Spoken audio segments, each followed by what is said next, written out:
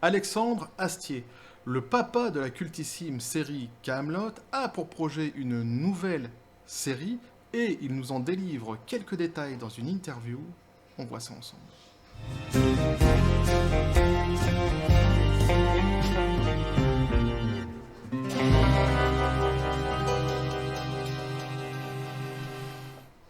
Ah, le printemps. La nature se réveille. Les oiseaux reviennent. On crame des mecs. Petite réplique, petite citation du roi Arthur, donc d'Alexandre Astier, dans la série Kaamelott. J'aurais pu en choisir une autre de réplique, de citation pour commencer cette vidéo du roi Arthur, donc d'Alexandre Astier dans la série Kaamelott. J'ai choisi celle-là parce que moi, elle m'amuse, ça me fait assez rigoler. Elle est révélatrice de l'humour de la série, je trouve, qu'il y a un humour qui est toujours basé sur l'absurde. Et j'aime beaucoup cet humour. D'ailleurs, son frère a le même humour dans la série. C'est HeroCorp aussi, que j'ai beaucoup aimé, alors qui n'a pas eu droit au même budget ni à la même publicité que Kaamelott, mais que j'avais aussi beaucoup aimé, beaucoup apprécié. Et globalement, de toute façon, la famille Astier, je les trouve vraiment excellents. Et c'est vrai que je tacle souvent le cinéma français. Je dis souvent qu'ils sont dans un entre-soi qui pousse à la médiocrité et que le cinéma, le 7e art français vaut plus grand-chose depuis quelques années. Et c'est vrai que Alexandre Astier, c'est peut-être, d'ailleurs c'est même le seul, je crois, qui me donne encore un petit peu d'espoir quant à la capacité qu'ont certains Français à créer de belles et de bonnes choses. Et donc forcément, quand ils nous parlent d'une nouvelle série, eh bien moi, ça m'intéresse, ça m'interpelle. Alors les fans absolus d'Alexandre Astier doivent déjà être au courant de la série qu'il a pour projet. Moi, je l'ai découvert ici dans l'article, donc je vais vous le partager. Et de Cherry on the Cake, la cerise sur le gâteau, c'est qu'il nous donne quelques petits détails sur cette série et du coup, c'est hyper intéressant. Donc, on va voir ça ensemble. On nous dit donc, après Kaamelott, Alexandre Astier dévoile son prochain projet de série Petit Café les copains. Donc, si Alexandre Astier travaillait actuellement sur la suite du film Kaamelott, il continue de développer de nouveaux projets, dont un portant sur la bête du Gévaudan. Il a profité d'une interview pour donner de nouveaux détails. Et oui, j'ai envie de dire. Oui, bien sûr, bah oui, la bête du Gévaudan. C'est une très très bonne idée. Mais la France, le passé de la France, les paysages de la France offrent un potentiel de création tellement énorme que je suis vraiment... je trouve ça vraiment triste en fait que... alors ça va avec la médiocrité du cinéma français ces dernières années, mais je trouve ça vraiment triste qu'on n'exploite pas plus ce potentiel, le passé français. La France est un vieux pays qui a de nombreuses légendes et de nombreuses histoires qu'on pourrait très facilement utiliser pour faire pour avoir de nouvelles créations. Et malheureusement, ce n'est pas le cas, ce n'est pas fait. Les paysages français, comme je le disais aussi, offrent justement comment je pourrais dire, un terrain de jeu assez important.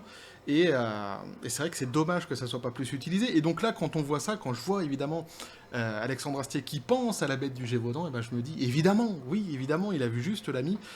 Une fois de plus, j'ai envie de dire.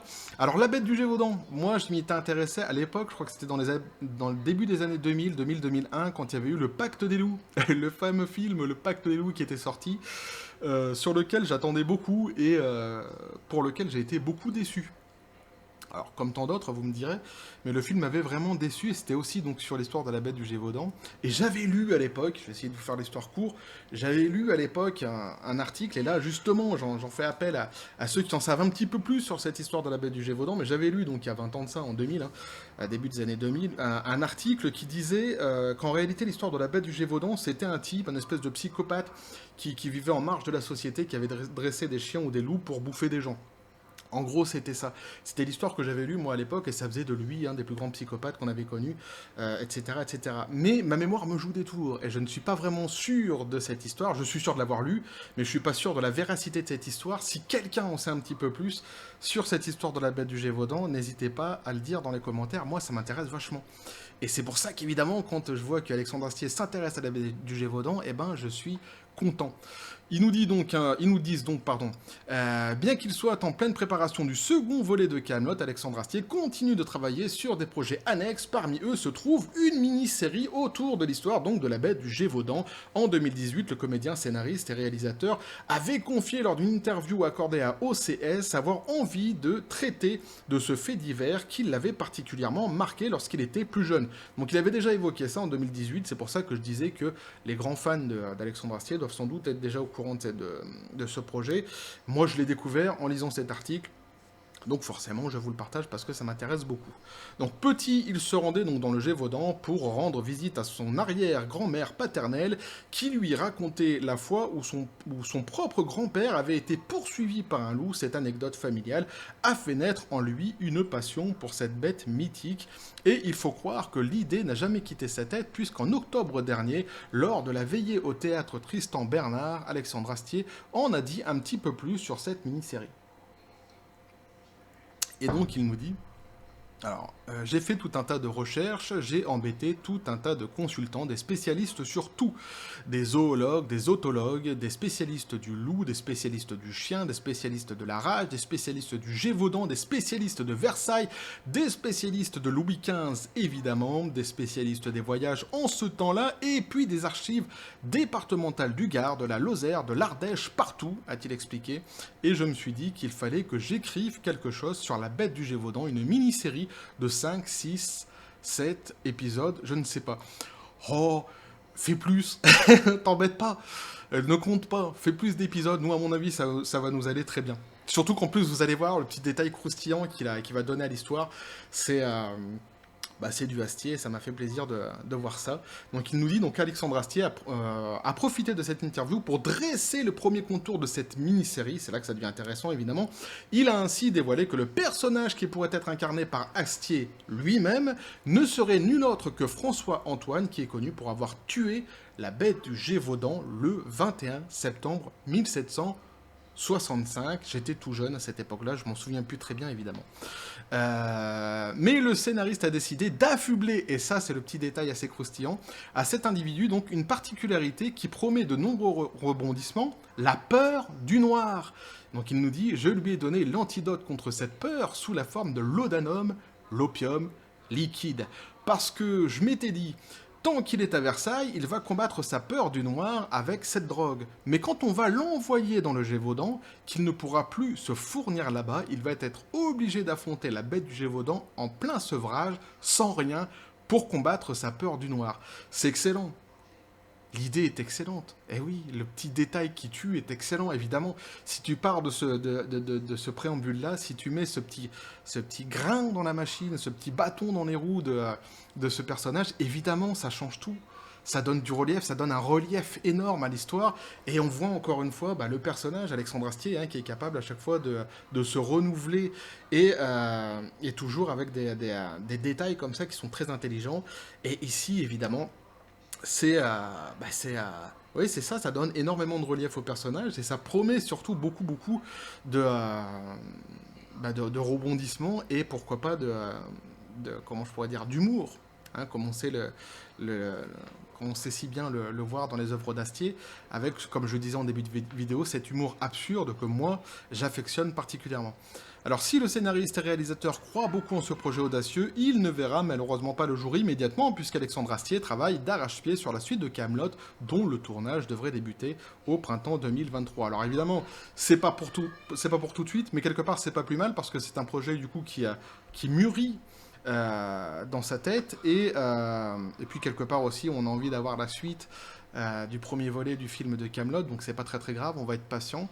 Mais c'est sympa de voir en tous les cas qu'il a des projets comme cela. Et évidemment, comme j'ai dit, moi, la bête du Gévaudan, ça m'intéresse vraiment beaucoup. C'est un sujet que je trouve vraiment génial et c'est une très bonne idée. Et je voulais vous le partager. On est loin des polémiques habituelles dans cette vidéo, mais parfois ça fait du bien d'avoir comme ça des petites news qui sont assez sympas. En tout cas, moi j'aime bien vous partager les trucs que j'attends comme ça dans la pop culture. Et vous l'aurez compris, Alexandre Astier, c'est quelqu'un dont je respecte énormément le travail. Et pour moi, honnêtement, c'est le dernier, quoi. C'est le seul en tous les cas. Je sais pas si c'est le dernier, on peut pas dire ça. Mais en tous les cas, c'est le seul qui actuellement comment je pourrais dire, Ouais, me fait plaisir. Me fait plaisir que quand je vois les œuvres françaises, à chaque fois, c'est vraiment assez médiocre. Et lui, c'est le seul qui tire son épingle du jeu, qui fait des choses qui sont à chaque fois très intelligentes, très bien construites. Et surtout, moi, je trouve, en tous les cas, c'est selon les goûts, tout ça, c'est subjectif, mais vraiment très drôle. Donc, je suis content de savoir qu'il a ce genre de projet en cours ou quelque part dans le coin de sa tête. Bref, voilà ce que je pouvais vous dire là-dessus les copains, donc n'hésitez pas à me dire ce que vous en pensez dans les commentaires, surtout ceux qui en savent un petit peu plus sur la bête du Gévaudan, parce que c'est un sujet que, comme je vous ai dit, moi j'avais lu ça à l'époque, c'était un type qui avait dressé des chiens, mais je suis même plus sûr de ma mémoire me joue tellement de tours que c'est peut-être pas ça, mais il me semblait que c'était ça. Donc n'hésitez pas à me le dire dans les commentaires, vous, à vous abonner si le contenu vous a plu, activer la petite cloche pour les prochaines notifications, les prochaines vidéos qui vont arriver. Vous avez mon Twitter et mon Facebook qui sont dans la description des vidéos, n'hésitez pas à venir, à basculer du côté de la force absurde des réseaux sociaux. Sur ce les copains, je vous dis, comme toujours à la John Spartan, paix et félicité. Et j'aurais pu commencer par la réplique, une réplique très courte d'Astier, c'est je ne suis pas romain, merde. Il me semble, si je le dis bien, si je me souviens bien exactement, elle est pas très longue la réplique, donc c'est pas très dur de s'en souvenir, mais il me semble que c'était ça. Et rien que ça, ce petit condensé comme ça, donne le là comme je l'ai dit au début en fait, de cet humour par l'absurde, que moi j'apprécie beaucoup et que j'ai peur qu'il finisse par disparaître si notre époque continue à se faire avaler par toutes ces idéologies néfastes et qui tuent la création au final. Bref. Et que la force soit avec vous.